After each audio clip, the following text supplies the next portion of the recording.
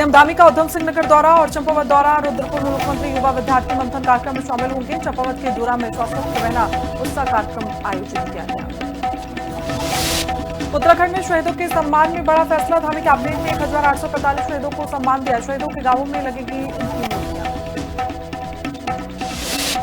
गद्दू मियां के बयान पर सियासत तेज हुई। गणेश गोदियाल पर दीप्ति रावत भारद्वाज का पलटवार। बोली, मैंने उनका नाम नहीं लिया, गणेश गोदियाल ने खुद को जोड़ा। नेपाल में तबाही के बाद चंपावत में अलर्ट जारी किया गया। टनकपुर में एसडीआरएफ की गश्त जारी। शारदा बैराज और घाटों पर निगरानी बढ़ी। देहरादून के रायपुर में बड़ा हादसा। तेज रफ्तार वाहन की टक्कर से कार दुर्घटनाग्रस्त। सड़क हादसे में एक युवक की मौत।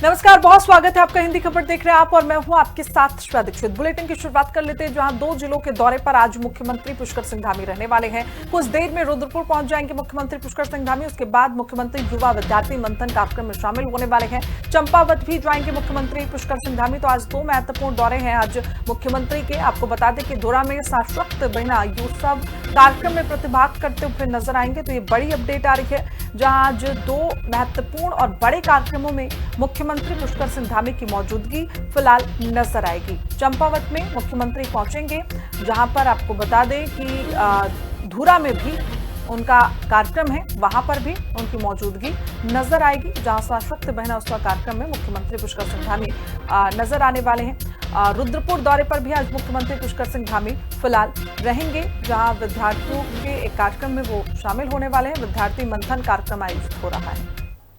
वहीं अगली खबर देहरादून से है, जहां बीजेपी प्रदेश भर में मुख्यमंत्री पुष्कर सिंह धामी और प्रधानमंत्री नरेंद्र मोदी के जन्मदिन पर विभिन्न सेवा कार्यक्रम आयोजित करेगी। 16 सितंबर को मुख्यमंत्री धामी और 17 सितंबर को पीएम मोदी का जन्मदिन धूमधाम से मनाया जाएगा।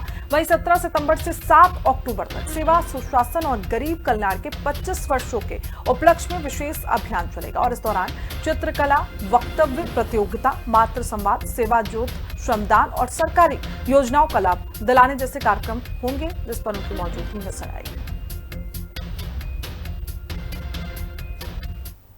16 सितंबर को हमारे प्रदेश के युवा मुख्यमंत्री आदरणीय पुष्कर सिंह धामी जी का जन्म दिवस है और 17 सितंबर को देश के प्रधानमंत्री आदरणीय नरेंद्र मोदी जी का जन्म दिवस। भारतीय जनता पार्टी ने इसमें कुछ कार्यक्रम लिए हैं और इस कार्यक्रम के निमित्त दिल्ली में एक राष्ट्रीय कार्यशाला का आयोजन किया गया। 6 कार्यक्रम हमने इसमें लिए हैं और 17 सितंबर से लेकर के 17 अक्टूबर तक ये कार्यक्रम हमारे चलने वाले हैं। और इससे पूर्व एक दिवस पूर्व यानी कि 16 सितंबर को माननीय मुख्यमंत्री जी का जन्मदिवस भी हम प्रदेश भर में धूमधाम से मनाने का हमने कार्यक्रम की योजना बनाई। नेपाल में तबाही के बाद उत्तराखंड में अलर्ट जारी कर दिया गया है। सीएम पुष्कर सिंह धामी ने अधिकारियों को निर्देश दिए हैं। मुख्यमंत्री ने हर संभव सहयोग का भरोसा दिया है। सरकार ने हेल्पलाइन नंबर जारी कर दिया है। उत्तराखंड के सीमावर्ती जिले चंपावत में सतर्कता बढ़ी हुई नजर आ रही है। तो ये बड़ी अपडेट है। मुख्यमंत्री पुष्कर सिंह धामी ने अधिकारियों को फिलहाल निर्देश जारी किए हैं। सीमावर्ती जिले चंपावत में सतर्कता बढ़ा दी गई है और ऐसे में सीएम धामी ने हर संभव सहयोग का भरोसा भी यहाँ पर दिया है। तो ये बड़ी अपडेट आ रही है, जहाँ देखिए फिलहाल प्रशासन अलर्ट नजर आ रहा है। उत्तराखंड सरकार ने हेल्पलाइन नंबर भी जारी कर दिया है। तो सीमावर्ती जिले खासकर चंपावत में फिलहाल यहाँ पर जो सतर्कता है वो बढ़ा दी गई है। सीमावर्ती जिलों पर खास फोकस यहाँ पर नजर आएगा। और इसी के साथ मुख्यमंत्री पुष्कर सिंह धामी ने हर संभव मदद का आश्वासन दिया है। तो उत्तराखंड में बाढ़ का अलर्ट फिलहाल यहाँ पर आपको बता दें कि जारी कर दिया गया है।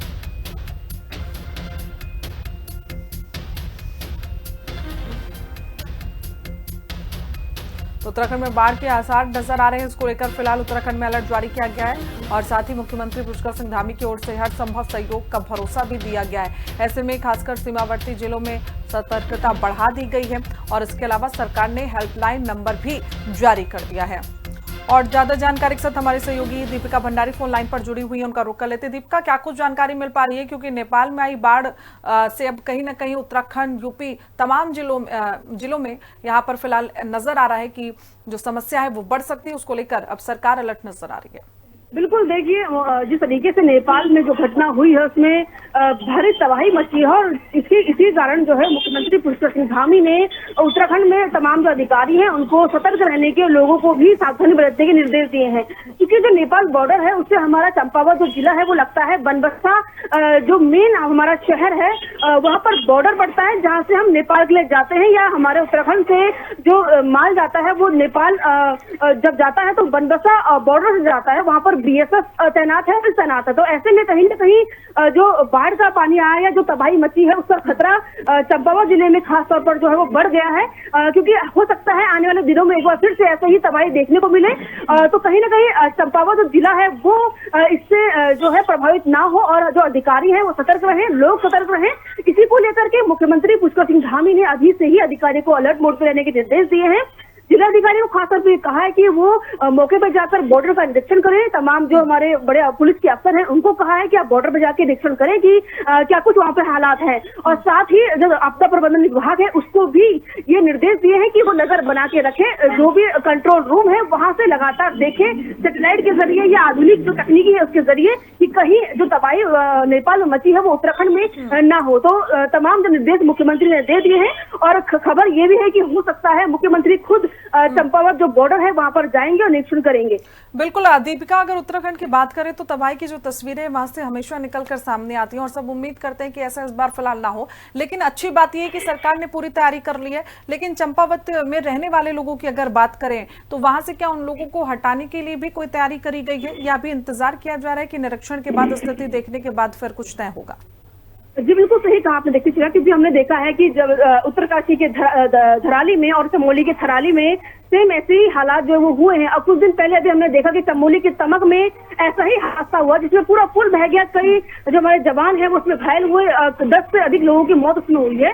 तो ऐसे में इसको देखते हुए सतर्क रहने के निर्देश दिए गए हैं। और खासतौर पर जो चंपावत बॉर्डर के बनबसा में जो लोग हैं वो रहते हैं, या तो हम कहेंगे कि बॉर्डर पर बिल्कुल सट के उनका मकान बना या घर बना हुआ है, उनको खासतौर पर सतर्क रहने के निर्देश दिए। और सीएम ने ये भी कहा है तमाम अधिकारियों को कि वो चिन्हित करें कि कोई खतरे की निशान या फिर कोई ऐसी नदी वहां से गुजर रही है, वहां पे तो नहीं बसे हुए हैं, और उनको पुनर्स्थापित करने के भी निर्देश जो है मुख्यमंत्री ने दिए हैं। तो खासतौर पर बनबसा के जो लोग हैं जो बॉर्डर पे रहते हैं उनको जो है खासतौर पर ध्यान देने की जरूरत है। बिल्कुल ठीक है दीपिका, तमाम जानकारी के साथ आप जुड़े उसके लिए बहुत बहुत शुक्रिया। आगे बढ़े चंपावत में देखिए बाढ़ का जो खतरा है वो बढ़ चुका है। नेपाल में तबाही के बाद फिलहाल अलर्ट जारी कर दिया गया है। टनकपुर में एसडीआरएफ की गश्त जारी है। शारदा बैराज और घाटों पर भी निगरानी बढ़ा दी गई है। डीएम ने विभागों को सतर्क रहने के निर्देश दिए हैं। नदी किनारे जाने से भी लोगों को रोका गया है। नेपाल में भारी बारिश और बाढ़ के बाद चंपावत के सीमावर्ती क्षेत्रों में फिलहाल हाई अलर्ट जारी कर दिया गया है। और ऐसे में टनकपुर में भी एसडीआरएफ की जो टीम है वो शारदा घाट, बैराज और संवेदनशील तटीय इलाकों में लगातार गश्त कर रही है। डीएम मनीष कुमार ने सभी संबंधित विभागों को समन्वय के साथ जलस्तर पर कड़ी निगरानी रखने के निर्देश जारी किए हैं। प्रशासन ने लोगों से नदी घाटों से दूर रहने और आपात स्थिति में तुरंत जिला आपदा कंट्रोल रूम को सूचना देने की अपील की है।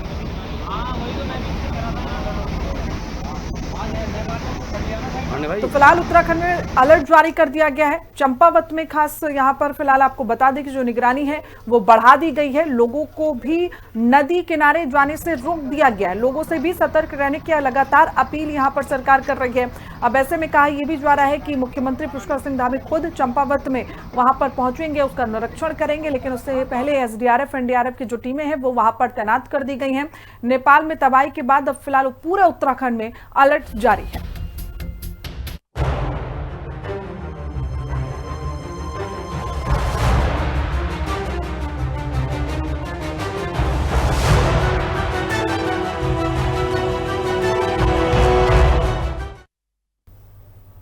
देहरादून में रक्षाबंधन के अवसर पर आयोजित कार्यक्रम में मुख्यमंत्री पुष्कर सिंह धामी और उनकी पत्नी गीता धामी ने प्रदेश भर से पहुंची महिलाओं से राखी बंधवाई। और इस मौके पर मुख्यमंत्री ने महिलाओं के सम्मान और सशक्तिकरण को केंद्र में रखते हुए महत्वपूर्ण संदेश दिया। रिपोर्ट देखिए। मुख्यमंत्री पुष्कर सिंह धामी समेत प्रदेश भर से आई महिलाओं के लिए आज का दिन खास रहा। जी हां, बता दें कि आज मुख्यमंत्री आवास में मुख्य सेवक सदन में प्रदेश भर से आई महिलाओं बहनों ने मुख्यमंत्री के हाथों में रक्षा का सूत्र बांधा और उनकी लंबी उम्र की कामना की। इसी के साथ उन्होंने मुख्यमंत्री को जीत का आशीर्वाद भी दिया।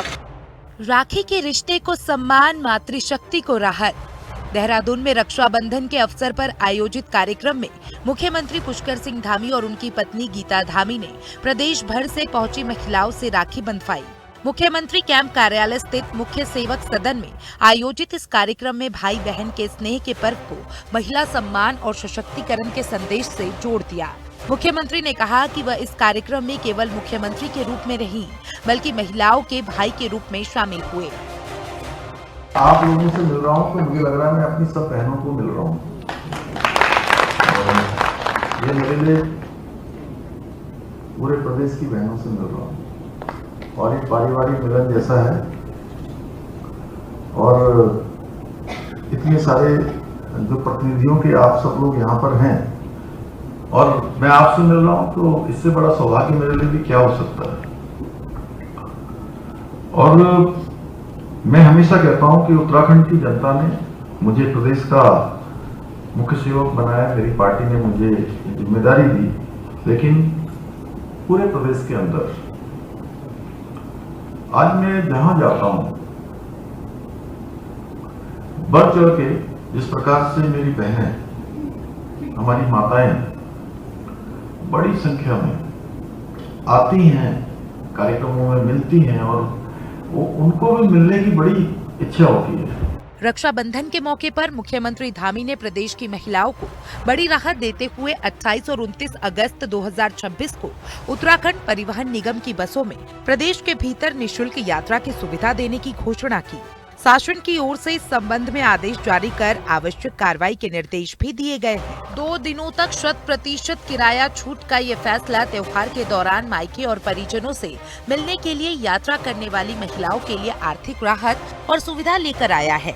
मुख्यमंत्री धामी ने कहा कि राज्य सरकार महिलाओं को आर्थिक रूप से मजबूत बनाने के साथ साथ उनके सामाजिक और संवैधानिक अधिकारों के प्रति जागरूक करने के लिए प्रतिबद्ध है। उत्तराखंड में महिला स्वयं सहायता समूह और महिला उद्यमियों को स्वरोजगार और आजीविका से जोड़ने के प्रयास लगातार किए जा रहे हैं। हाल के कार्यक्रम में भी सरकार ने महिला उद्यमिता और ग्रामीण अर्थव्यवस्था को मजबूत करने पर विशेष जोर दिया है। तो मुझे खुशी होती है कि हमने 2023 में ये योजना शुरू करी, सशक्त बहना उत्सव योजना, और उसका परिणाम ये हुआ कि आज हमारी बहनों को जगह जगह पर अपने जो बनाए हुए सामान हैं, उन सामानों को बेचने के लिए, उनके विपणन के लिए, मार्केटिंग के लिए जगह मिल रही है।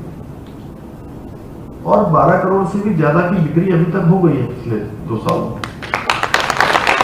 हर बार रक्षाबंधन, हाँ रक्षाबंधन, राखी इतनी सुंदर सुंदर, अच्छा कहीं कुछ लगा है, कहीं कोई जो है हमारे भोजपत्र की बनी हुई है, कहीं किसी की बनी हुई है। अभी उत्तरकाशी वालों ने भेजी थी वहां से। हाँ, तो मैं क्या कहूं आपसे, मतलब मैं तो कहता हूं कि प्रधानमंत्री जी ने जो कहा हमारे वहां बाबा केदार के धाम में कि ये 21वीं सदी का तीसरा दशक उत्तराखंड का होगा। कार्यक्रम में मुख्यमंत्री ने बताया कि प्रदेश में 3,09,000 से अधिक महिलाएं लखपति दीदी बन चुकी है। स्वयं सहायता समूह से जुड़ी महिलाएं स्थानीय उत्पाद, कृषि, हस्तशिल्प और स्वरोजगार के माध्यम से अपनी आय बढ़ा रही है। सरकार का प्रयास इन उत्पादों को बेहतर बाजार उपलब्ध कराने का भी है, ताकि पहाड़ी और ग्रामीण क्षेत्र की महिलाओं को उनकी मेहनत का बेहतर आर्थिक लाभ मिल सके। आज जो है आपकी जो भूमिका है पहले से भी ज्यादा महत्वपूर्ण हो गई है, क्योंकि अब आप सब लोग परिवार के साथ साथ उत्तराखंड की अर्थव्यवस्था, उसको भी मजबूती देने का काम आपके कंधों पर भी है। और खुशी है कि अभी 3,09,000, आज से लगभग 20-25 दिन पहले का आंकड़ा है, हमारी बहनें लखपति दीदी बन गई हैं। और अब लखपति दीदी और कुछ दीदियां जो है हमारी अब करोड़पति बनने वाली हैं, करोड़पति दीदी भी बनने वाली हैं। बहुत अच्छा काम कर रही हैं कई जगह पर। 50 लाख, 60 लाख, 70 लाख, 80 लाख भी कमा रही हैं। मुख्यमंत्री ने महिलाओं को सरकारी सेवाओं में 30% क्षैतिज आरक्षण दिए जाने का भी उल्लेख किया। उन्होंने कहा कि सरकार का लक्ष्य केवल योजनाओं का लाभ पहुंचाना नहीं, बल्कि महिलाओं को रोजगार, स्वरोजगार और उद्यमिता के माध्यम से आत्मनिर्भर बनाना है। प्रधानमंत्री उज्ज्वला योजना, प्रधानमंत्री मातृ वंदना योजना, बेटी बचाओ बेटी पढ़ाओ और लखपति दीदी जैसे पहलों का उल्लेख करते हुए उन्होंने महिलाओं की भागीदारी को विकसित भारत और सशक्त उत्तराखंड की बुनियाद बताया। रक्षाबंधन के इस कार्यक्रम में सीएम धामी का संदेश साफ रहा कि मातृशक्ति की सक्रिय भागीदारी के बिना उत्तराखंड के विकास का लक्ष्य पूरा नहीं हो सकता। राखी के पवित्र रिश्ते को सम्मान देते हुए महिलाओं से सीधे जुड़ना और साथ ही मुफ्त बस यात्रा जैसी व्यवहारिक राहत की घोषणा करना धामी सरकार की महिला कल्याण और सशक्तिकरण की प्राथमिकता को दर्शाता है। रक्षाबंधन पर 2 दिन की निःशुल्क बस यात्रा की सुविधा इस बात का उदाहरण है कि पूर्व के अवसर पर सरकार ने महिलाओं की जरूरत और सुविधाओं को सीधे फैसले से जोड़ने की कोशिश की है। मुख्यमंत्री ने कहा कि उत्तराखंड सरकार चाहती है कि हर बहन, हर जो हमारी माताएं हैं वो लखपति दीदी बने। इसी को लेकर के सरकार के द्वारा लखपति दीदी योजना चलाई जा रही है, जिसमें अभी तक कई हजारों महिलाएं जो है वो लखपति दीदी बनी हैं। इसी के साथ मुख्यमंत्री ने कई अन्य योजनाएं का भी जिक्र जो है वो किया, जिससे महिलाएं सशक्त और आत्मनिर्भर बन रही हैं और रोजगार से जुड़ रही हैं। पर्सन विजेंद्र तुड़ी के साथ दीपिका भंडारी, हिंदी खबर, देहरादून। खबर देहरादून से, जहां श्रीनगर विवाद पर बीजेपी प्रदेश महामंत्री दीप्ति रावत भारद्वाज का बयान सामने आया। उन्होंने कहा कि गणेश गोदियाल का नाम नहीं लिया था, बल्कि सोशल मीडिया पर वायरल नामों का जिक्र किया था। दीप्ति रावत ने कहा कि गणेश गोदियाल ने खुद को उस बयान से जोड़ लिया है। वहीं केदारनाथ मंदिर के गर्भगृह में जूते पहनकर जाने वाले पर भी उन्होंने तीखी टिप्पणी की।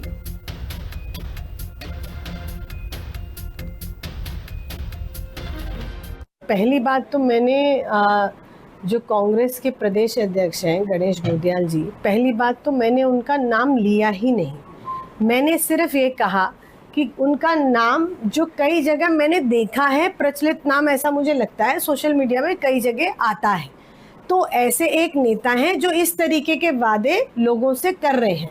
अब ना उनका नाम लिया गया ना कुछ है, उन्होंने अपने आप को उस नाम से संबंध अगर उन्होंने कर लिया अपने आप को, तो ये उनकी बात है। बीजेपी के प्रदेश महामंत्री दीप्ति रावत भारद्वाज के श्रीनगर में कार्यक्रम में संबोधन पर राजनीति गर्मा गई, जहां दीप्ति रावत भारद्वाज ने कथित तौर पर कांग्रेस प्रदेश अध्यक्ष गणेश गोदियाल को गद्दू मियां कहकर संबोधित किया, जिस पर कांग्रेस प्रदेश अध्यक्ष गणेश गोदियाल ने गहरी नाराजगी जताई। रिपोर्ट देखिए।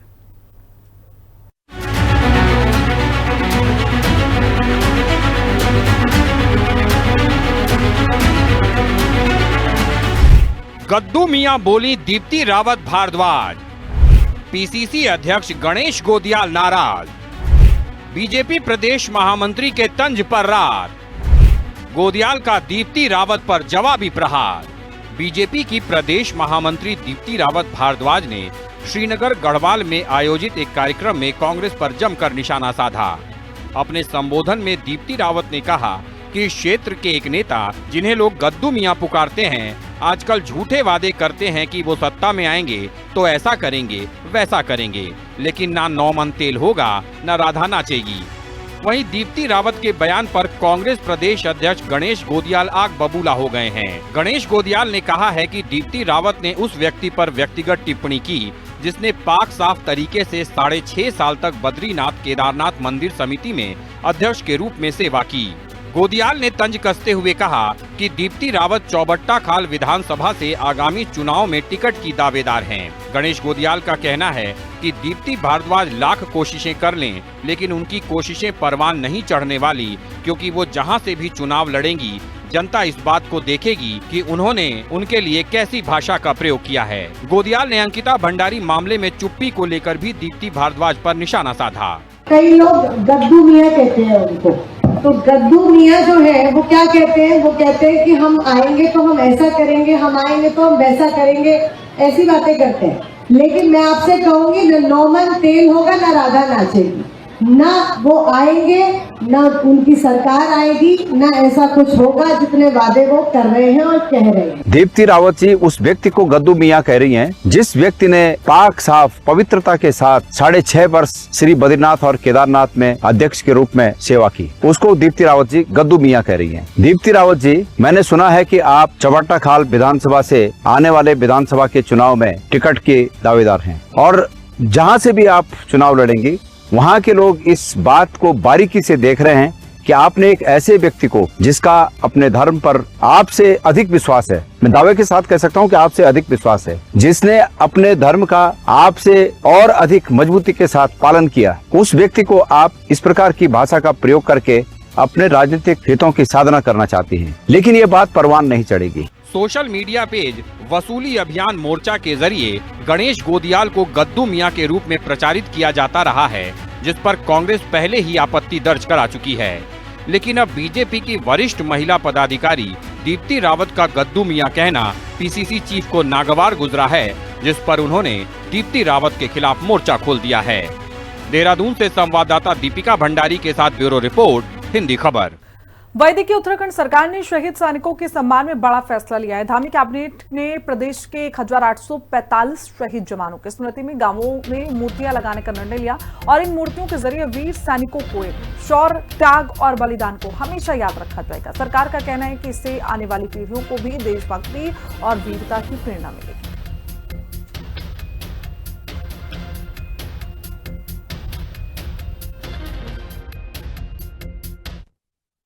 उत्तराखंड में सैनिकों को एक रिस्पेक्ट दी जाती है।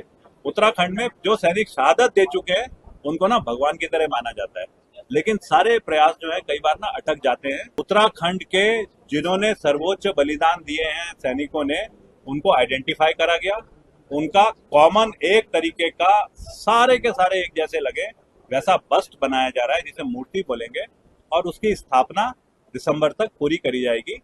ये हमारे मुख्यमंत्री श्री पुष्कर सिंह धामी जी की काफी समय से जो पहले से जो सोच चल रही थी, उसे अमल करने की स्थिति कल नोटिफिकेशन ऑर्डर करके हो गई। उत्तराखंड की सियासत में रक्षाबंधन के बहाने शक्ति प्रदर्शन का ट्रेंड बढ़ता जा रहा है। नेता अपने अपने निजी कार्यक्रमों के जरिए बहनों का समर्थन और आशीर्वाद जुटा रहे हैं। वहीं गणेश जोशी का दावा है कि वे पिछले 21 साल से लगातार बहनों के साथ रक्षाबंधन मना रहे हैं। जोशी ने कहा कि बहनों के आशीर्वाद से ही वे 4 बार विधायक और 3 बार मंत्री बने हैं।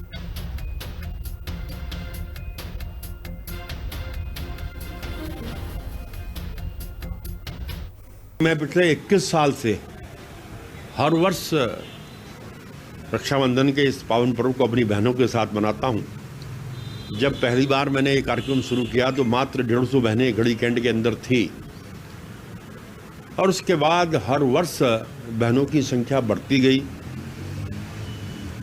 उनका आशीर्वाद मुझे मिलता गया। उनके आशीर्वाद से मैं 4 बार विधायक बन गया, 3 बार मंत्री पद की शपथ ले ली, और इस बार तो हमारी उम्मीद से ज़्यादा हमारी बहनें मुझे आशीर्वाद देने यहाँ पर आई। देहरादून में हरक सिंह रावत के बयानों के बीच अब उनकी बहू अनुकृति गोसाई को बीजेपी ने प्रवक्ता बनाकर सियासी मैदान में उतारा है। अनुकृति ने कहा है कि उनके ससुर ने बीजेपी की सेवा की है और उनके कुछ अधूरे कामों को वो अब पार्टी में रहकर पूरा करना चाहती हैं। उन्होंने उम्मीद जताई कि वो अच्छा काम करेंगी तो सबसे ज्यादा खुशी उनके ससुर हरक सिंह रावत को ही। मैं आपसे एक बात कहना चाहती हूँ, उन्होंने सब बीजेपी की भी बहुत सेवा की, आप सभी लोग जानते हैं ना, और उनके बहुत से काम है जो अधूरे हैं, जो मुझे भारतीय जनता पार्टी में रह के पूरे करने हैं। मुझे पूरी उम्मीद है कि जब मैं बीजेपी में अच्छा काम करूँगी तो सबसे ज़्यादा खुशी अगर किसी को होगी तो उन्हीं को होगी।